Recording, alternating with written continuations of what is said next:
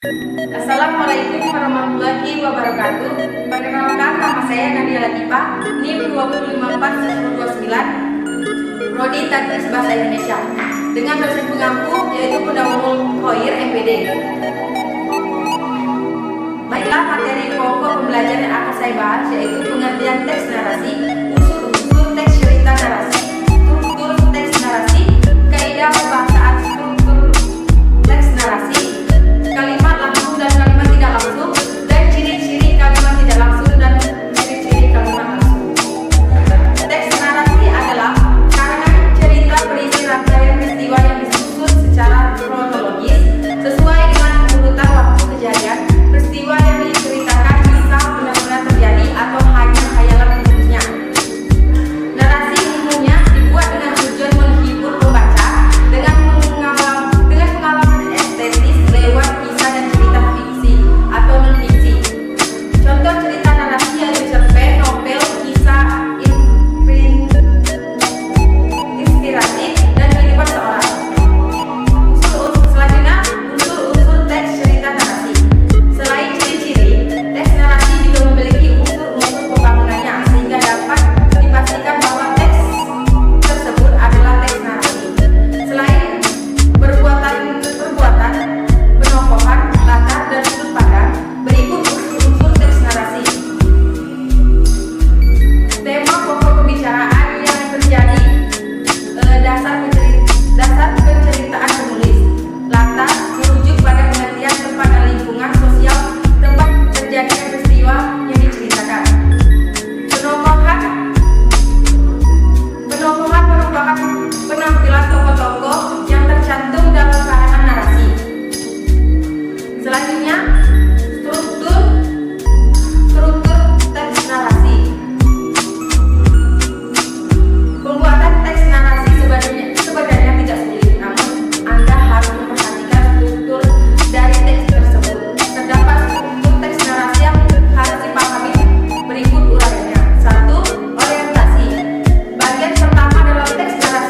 orientasi. Bagian ini menulis akan mengarang waktu, tempat, tokoh, serta sifat darinya. Struktur teks narasi. Membuat teks narasi sebenarnya tidak sulit, namun Anda harus memperhatikan struktur dan teks tersebut. Terdapat struktur teks narasi yang harus dipahami secara berikut uraiannya. 1. Orientasi. Bagian pertama dalam teks narasi yaitu orientasi.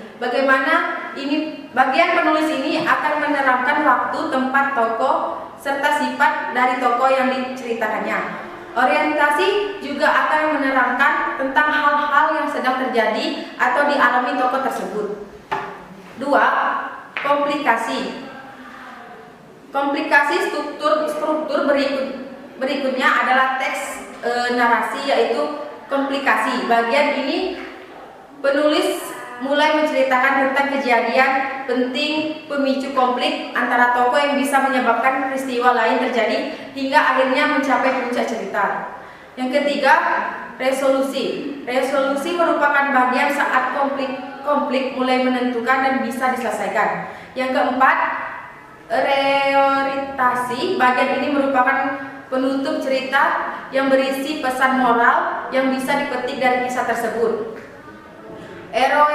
Reorientasi menjadi bagian yang wajib ada dalam teks narasi. Selanjutnya yaitu kaidah kebahasaan teks narasi. 1. Pemakaian kata kiasan. Kata kiasan atau metafora adalah gaya bahasa yang dipakai untuk membandingkan suatu hal secara langsung, dan metafora sering disebut sebagai gaya bahasa. Perbandingan kata kiasan atau metafora ditambahkan dalam teks narasi supaya cerita yang disajikan lebih menarik dan teks lebih enak untuk dibaca. 2. Memakai kata kerja. Penulisan teks narasi menggunakan kata kerja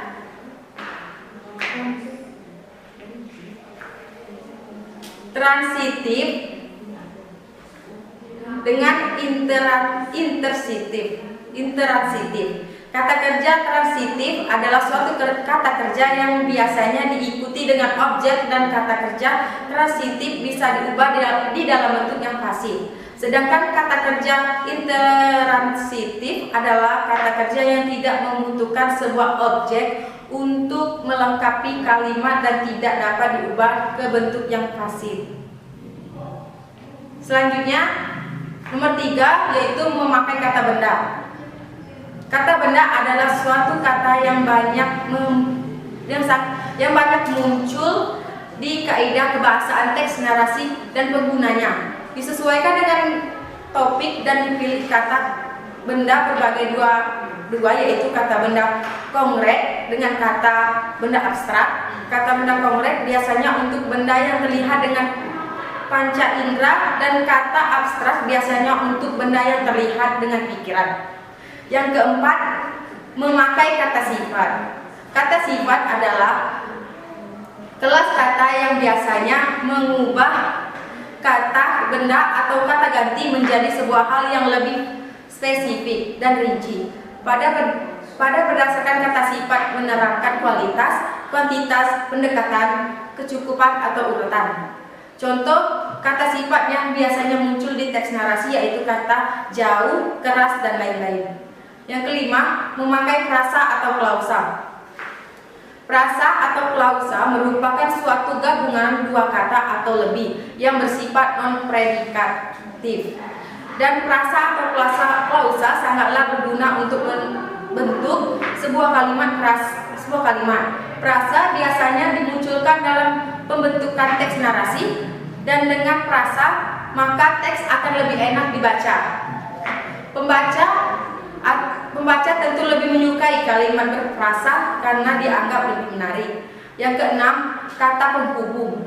Dalam penyusunan sebuah kalimat pasti membutuhkan kata penghubung sehingga kalimat menjadi lebih variatif.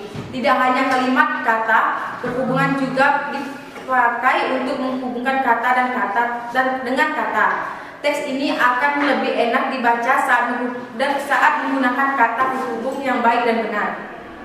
Yang selanjutnya itu kalimat langsung dan kalimat tidak langsung.